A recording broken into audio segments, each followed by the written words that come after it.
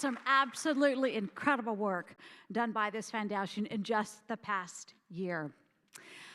I want to introduce you to someone else. That's my job up here, right? To introduce you to our special guest. This one, his name is Barry King.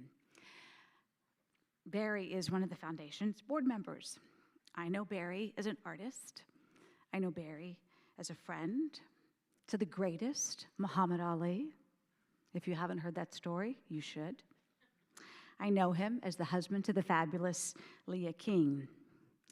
Today, we will all learn something else about him. Please welcome Barry King.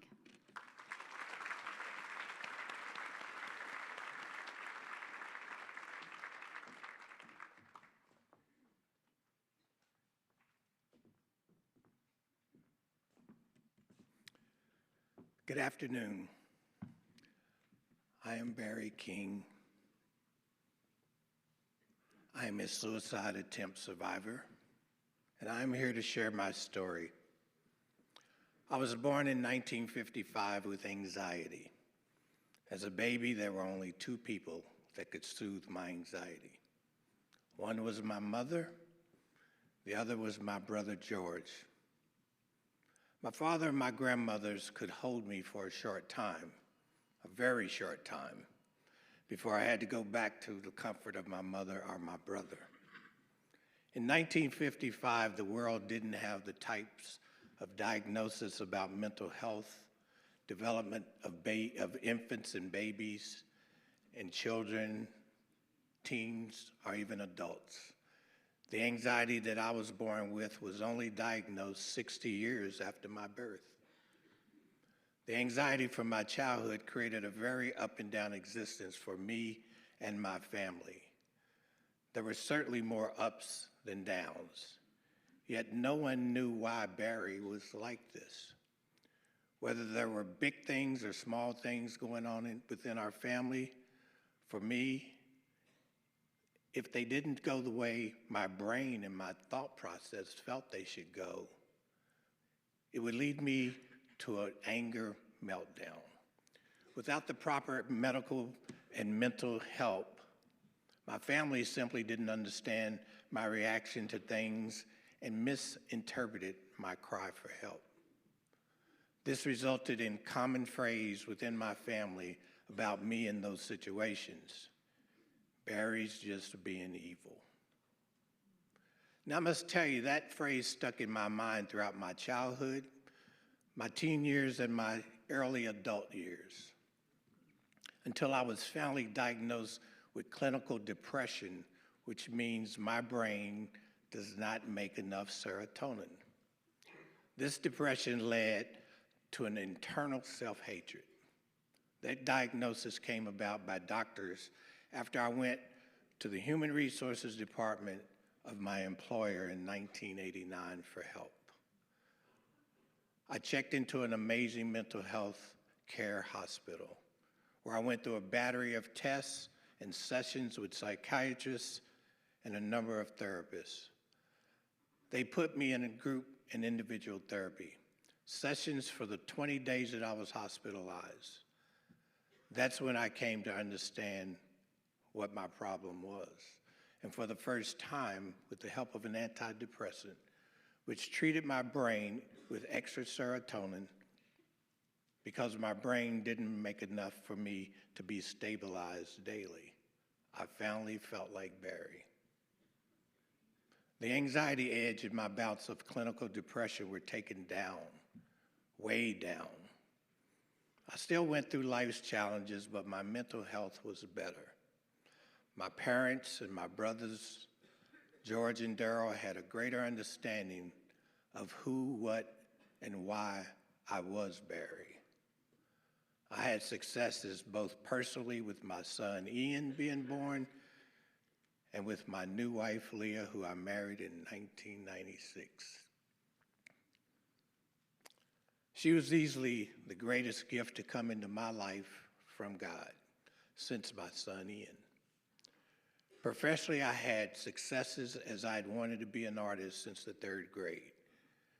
I came to Texas to pursue my artistic dream of being a graphic designer after graduating college. I also pursued my gift as a fine artist specializing in portraiture of people. I had sold portraits to Muhammad Ali of him and to Marvin Gaye of him. I had way more ups than downs, yet still deep inside, I simply wasn't in a good place. My suicide attempt was June 2016. I was in mental pain because I had some professional career changes over the previous 3 years. I was an emotional wreck. But from the outside, no one knew it. Leah suspected something, but you learn to say, no, I'm okay. Which even though you say that, you're not. I wasn't. After 3 mental hospital stays over 20 years, I was tired. After hundreds, if not thousands of counseling sessions, I still felt deep pain, deeper than I had ever felt that day. A pain that no antidepressant can stop, and yet you remain in a functioning state of being. So I tried reaching out by phone to my brother George that day. But he, as a headmaster back east, was in the middle of commencement planning. Remember, it was June. I left no message.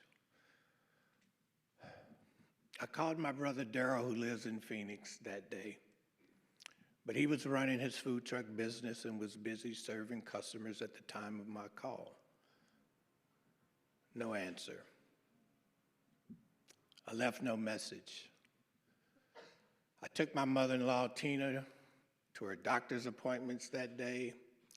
I even asked her if she wanted me to stop and get her her favorite Chinese food. She was so excited and said yes that day.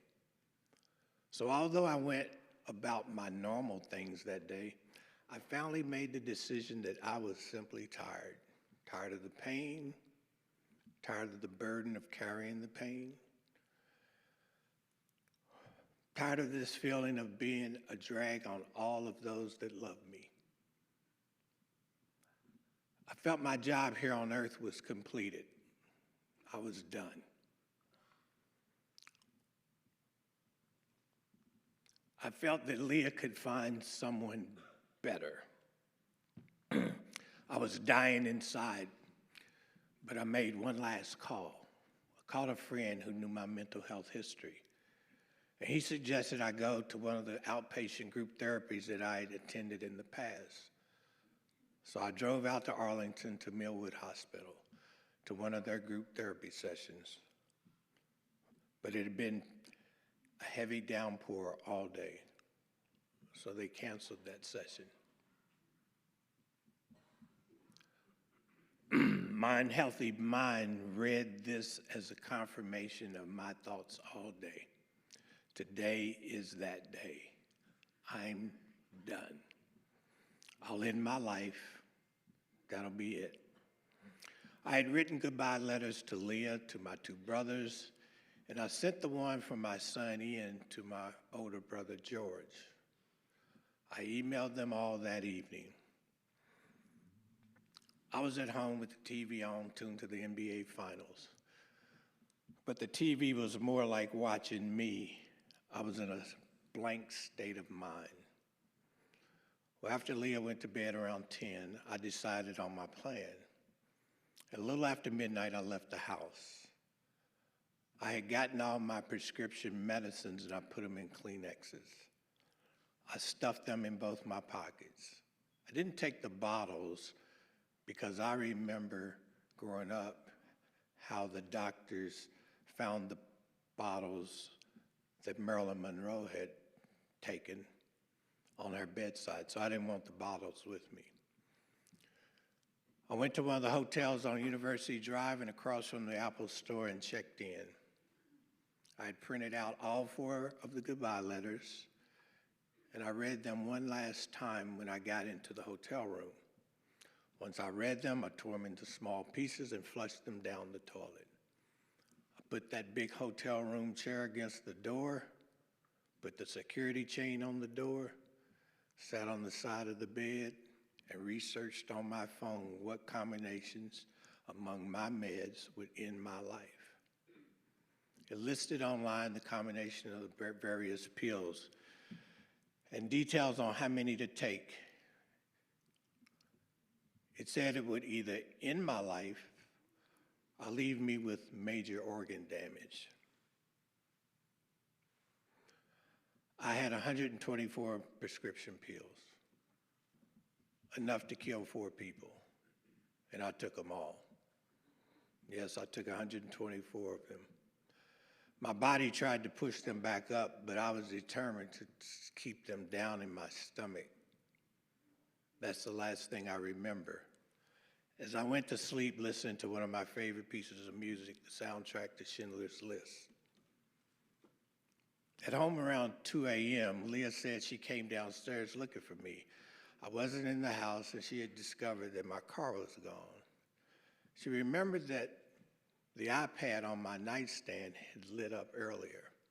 She discovered that I had gotten a message from our bank because I had spent over $50 on the hotel room. From that bank alert, she found out where I was. She called the hotel, described me, told them my name, and asked, did he check in? The night manager confirmed I had checked in.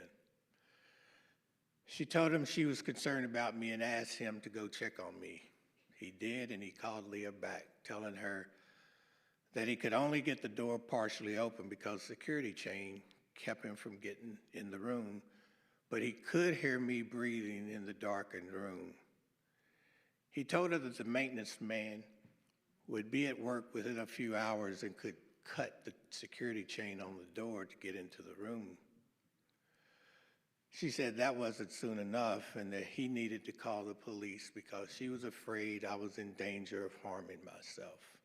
So he did as she asked. The police, fire department, and paramedics got there and rushed me to Fort Worth's Trauma One Hospital. John Peter Smith Hospital, same hospital where they take every policeman who has been shot in this area. Once there, I was rushed into the intensive care where they spent hours trying to revive me. I was in a coma. Over the next hours, my blood pressure began to drop. My organs began to shut down. The doctor in ICU asked Leah if I had a DNR document, the do not resuscitate, because they were losing me. She told them, yes, I had one. The doctor said she'd best get it. From the beginning, she had everyone among our family and friends praying for me. After 2 days of being in a coma, no one, including the doctors, knew what the final outcome for me would be. On the morning of the 3rd day, I was still unconscious. Then God woke me up. One of my best friends, Anthony Sampson, was at my bedside. He said he continued to talk to me and my hand moved. That was the first sign of life I had shown. He was shocked and quickly went and got Leah. She came into the room and was quite surprised. Her and many people's prayers had been answered. Once I woke up, honestly, I was shocked to still be alive. When someone survives a suicide attempt, the local judge becomes the guardian. John Peter Smith Hospital had a judge from Tarrant County there in the facility to take over a patient's well-being and affairs. The judge assigned a social worker to me and to oversee my well-being. The judge determined after talking with the social worker and reviewing my medical file that I needed to go to a mental health facility. So on that Monday, I was driven by a policeman in his cruiser to a facility in South Tarrant County. As I was getting in the car, he asked me if I was in a safe condition to not be handcuffed and placed in the back seat. See, he was surprised at my state of being. He said I seemed okay, which is still proof that The hard thing about mental health versus physical health is that mental health simply doesn't always have the same visible effect that people can see like physical health has. I told him after surviving what I had tried, I was okay. So he let me ride up front with him. 72 hours later, I never would have imagined me taking that ride. My ride started the healing process of a second life. So with that saving of my life that only God could do for me, as far as the God that I know, I didn't need religious or spiritual authority to verify that. I was brought back by God to a full, healthy mental and physical life, with all of my internal organs and processes still functioning in the way God had planned it. In closing, I want to stress, and let me make this really clear, that I don't share my story so anyone will think, well, it happened to Barry, maybe it will happen for me. No, no, no. I share my story openly. Even with all the years of fighting my known mental health issue, I still didn't do the next right thing, which was tell someone that I was suicidal. I tried, but I didn't try enough. That's the greatest lesson I got from God saving my life. Always, even now, tell someone. My family, who is seated to my right, they know they can ask me anytime, how's my mental health? Just like they do with my physical health. I will always be a recovering mental health suicide survivor. And for that, I'm blessed and glad to be able to say that and share with you my story. I do want to thank my wife, Leah, our son, Ian, his wife, Aronia, my brother, George, and his wife, Charlize, and a host of loving friends that are here in attendance today. They give me unbelievable love and support. I want to thank Ellen, Tom, Harris. You know, when I recovered, I didn't know. I asked God, what do you want me to do? He led me here, Ellen. We met, and you asked me to come aboard. The Harris family that started this life-changing foundation in honor of their daughter, Jordan, as well as my fellow board members and foundation president, and the great staff of this foundation, to those here and those of you who are joining us online,